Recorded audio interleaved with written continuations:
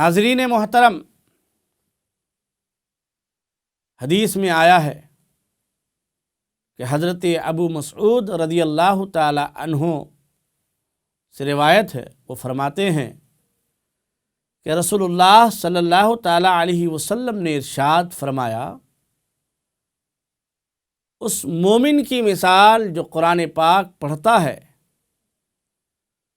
ترنجبین میوے کی طرح ہے، جس کی خوشبو بھی اچھی اور ذائقہ بھی اچھا ہوتا ہے، اور اس مومن کی مثال جو قرآن پاک نہیں پڑھتا کھجور کی طرح ہے کہ جس کی خوشبو نہیں مگر اس کا ذائقہ میٹھا ہوتا ہے، اور اس منافق کی مثال جو قرآن نہیں پڑھتا حنظل کی طرح ہے، جس کی کوئی خوشبو نہیں ہوتی اور اس کا ذائقہ کڑوا ہوتا ہے، اور اس منافق کی مثال جو قرآن پڑھتا ہے گلے ریحان کی طرح ہے، جس کی خوشبو اچھی مگر ذائقہ کڑوا ہوتا ہے۔ اور ایک روایت میں اس طرح آیا ہے، قرآن پڑھنے والے اور اس پر عمل کرنے والے مومن کی مثال ترنجبین میوے کی مانند ہے، اور قرآن نہ پڑھنے والے اور اس پر عمل کرنے والے کی مثال کھجور کی مانند ہے۔ ناظرین، مطلب یہ ہے، یہ مثال ہے قرآن پڑھنے والے اور نہ پڑھنے والے کی، کہ جو قرآن پڑھتا ہے اسے اس سے لذت بھی محسوس ہوتی ہے اور اس سے نور کی شعاعیں بھی پھیلتی ہیں، جس سے خود روشن ہوتے ہیں اور دوسروں کو بھی روشن کرتے ہیں۔ حدیث میں آیا ہے، بے شک یہ دل اسی طرح زنگ آلود ہو جاتا ہے جس طرح پانی لگنے سے لوہا زنگ آلود ہو جاتا ہے۔ عرض کیا گیا، یا رسول اللہ، دلوں کو روشن کرنے اور چمکانے والی چیز کیا ہے؟ تو آپ صلی اللہ تعالی علیہ وسلم نے فرمایا، موت کو کثرت سے یاد کرنا اور قرآن پاک کی تلاوت میں مشغول رہنا۔ اللہ اکبر۔ اور ایک حدیث میں آیا ہے، حضرت معاویہ رضی اللہ تعالی عنہ سے روایت ہے، وہ فرماتے ہیں کہ رسول اللہ صلی اللہ تعالی علیہ وسلم نے ارشاد فرمایا، جس نے قرآن پاک پڑھا اور اس کے مطابق عمل کیا، قیامت کے دن اس کے والدین کو ایک تاج پہنایا جائے گا، جس کی روشنی تمہارے دنیا کے گھروں پر پڑنے والی سورج کی روشنی سے زیادہ ہوگی۔ اللہ اکبر۔ اگر وہ سورج تمہارے درمیان موجود ہو تو جو اس پر عمل کرنے والا ہوگا اس کے متعلق تمہارا گمان، اس کے متعلق تمہارا خیال کیا ہے؟ اللہ اکبر۔ ناظرین کرام، اور ایک دوسری حدیث میں آیا ہے، اللہ کے رسول صلی اللہ تعالی علیہ وسلم نے ارشاد فرمایا، جس نے قرآن پڑھا اور اسے یاد کیا اور اس کے حلال کو حرام اور حرام کو حلال جانا، تو اللہ تعالی اسے جنت میں داخل کرے گا۔ ناظرین کرام، جس نے قرآن پاک پڑھا اور اسے یاد کیا اور اس کے حلال کو حلال اور حرام کو حرام جانا، اللہ تعالیٰ اسے جنت میں داخل کرے گا، اور اس کی شفاعت اس کے گھر کے ان 10 افراد کے حق میں بھی قبول کرے گا جن کے لیے دوزخ واجب ہو چکی تھی۔ اللہ اکبر۔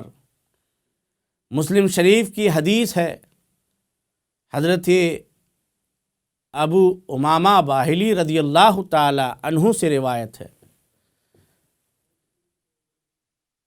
آپ صلی اللہ علیہ وسلم فرماتے ہیں میں نے رسول اللہ صلی اللہ تعالی علیہ وسلم کو فرماتے ہوئے سنا۔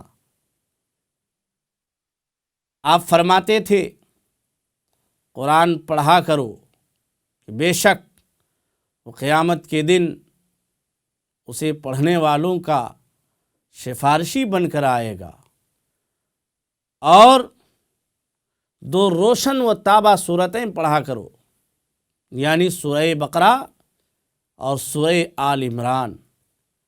بے شک وہ دونوں صورتیں قیامت کے دن اس حال میں آئیں گی گویا کہ وہ 2 بادل ہیں، یا 2 سایہ کرنے والی چیزیں ہیں، یا گویا وہ پرندوں کی 2 جماعتیں ہیں، سب باندھے ہوئے ہیں۔ وہ دونوں انہیں پڑھنے والے کی طرف سے جھگڑیں گی۔ سورہ بقرہ کو پڑھو کہ اس میں اس سورت کو لینا برکت ہے، اس کو چھوڑ دینا حسرت اور افسوس کی بات ہے، اور سست لوگ اسے پڑھنے کی طاقت نہیں رکھتے۔ اور ایک حدیث پاک میں آیا ہے، اللہ کے رسول صلی اللہ تعالی علیہ وسلم نے ارشاد فرمایا، حضرت ابو ہریرہ کا بیان ہے، وہ فرماتے ہیں کہ اللہ کے رسول صلی اللہ تعالی علیہ وسلم نے ارشاد فرمایا، اپنے گھروں کو قبرستان نہ بناؤ، بے شک شیطان اس گھر سے بھاگ جاتا ہے جس میں سورہ بقرہ کی تلاوت کی جاتی ہے۔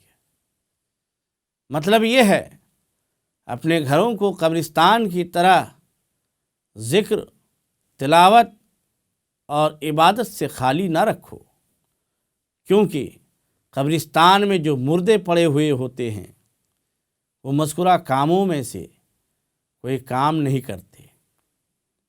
اس کے بعد آپ نے وہ چیزیں بیان فرمائی جو گھروں اور گھر والوں کے لیے افضل اور بہت نفع مند ہیں، اور وہ تلاوت قرآن پاک ہے۔ محترم ناظرین کرام، جس طرح قرآن کریم میں بے شمار فضائل و کمالات ہیں، اسی طرح اس کے بہت سارے حقوق بھی ہیں۔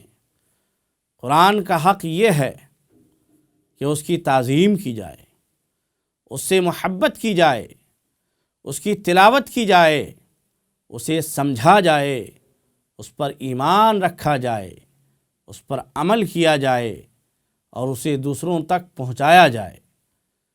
حضرت عبداللہ ابن مسعود رضی اللہ تعالی عنہ فرماتے ہیں کہ جسے یہ جاننا پسند ہو کہ وہ اللہ اور اس کے رسول سے محبت کرتا ہے، تو وہ دیکھے کہ اگر وہ قرآن سے محبت کرتا ہے، یعنی اس کی تلاوت کرتا ہے اور اس پر عمل کرتا ہے، تو وہ اللہ اور اس کے رسول سے بھی محبت کرتا ہے۔ معجم کبیر طبرانی میں اس حدیث کو نقل کیا گیا ہے۔